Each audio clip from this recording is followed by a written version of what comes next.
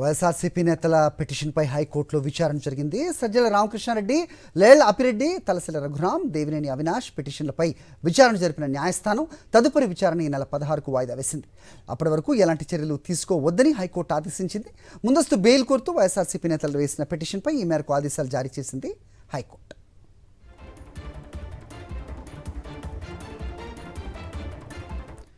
Right, ఇదే అంశంపై updates మా కరెస్పాండెంట్ అశోక్ రెడ్డి తెలుసుకుందాం.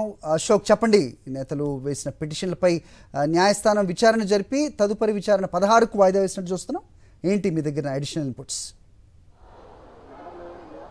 తమపైన నమోదైన కేసులో తమకు ముందస్తు బెయిల్ మంజూరు చేయాలంటూ వైఎస్ఆర్ కాంగ్రెస్ పార్టీ సీనియర్ నేత సజ్జల రామకృష్ణారెడ్డి, అలానే ఎమ్మెల్సీలు లేళ్ల అప్పిరెడ్డి, తలసల రఘురాం, అలానే వైఎస్ఆర్ కాంగ్రెస్ పార్టీ నేత దేవినేని అవినాష్, మాజీ ఎమ్మెల్యే ఆర్కేతో పాటు కరకట్టపైన గొడవ వ్యవహారంలో మాజీ మంత్రి జోగి రమేష్ వీళ్ళందరూ ముందస్తు బెయిల్ ఇవ్వాలంటూ హైకోర్టులో పిటిషన్ దాఖలు చేశారు. దీనికి సంబంధించి గత 3 రోజుల క్రితం వాదనలు ఏదైతే పిటిషన్ తరపున కొంత వాదనలు చేశారు. తెలుగుదేశం పార్టీకి ఆ వ్యవహారంలో పూర్తి స్థాయిలో కావాలని ఇరికిస్తూ ఉన్నారు. పూర్తిగా రాజకీయ కక్షతో ఇలాంటివి జరుగుతున్నాయి.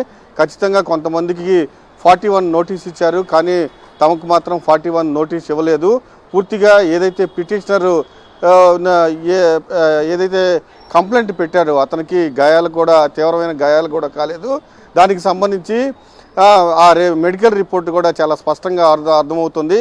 దీంతో పాటుగా ఏదైతే సంఘటన జరిగిందో దానికి సంబంధించి ఎటువంటి ఆధారాలు కూడా లేవు అంటూ పిటిషన్ తరపున కొంతమంది ఏదైతే ఈ పిటిషనర్ ఉన్నాయో వాదనలు వినిపించడం జరిగింది. పూర్తి స్థాయిలో ఈ వ్యవహారాన్ని, ఈ కేసును 16వ తేదీకి అయితే తదుపరి విచారణకు వాయిదా వేశారు. దాంతోపాటుగా ఎటువంటి కఠిన చర్యలు తీసుకోవద్దని హైకోర్టు చాలా స్పష్టమైన ఆదేశాలను జారీ చేసింది. ఎటువంటి కఠిన చర్యలు అంటే అప్పటి వరకు వీళ్ళని అరెస్టు చేయొద్దనేది చాలా స్పష్టంగా హైకోర్టు ఆదేశాలు అయితే జారీ చేసింది పోలీసులకు. Okay Ashok, thanks for the inputs.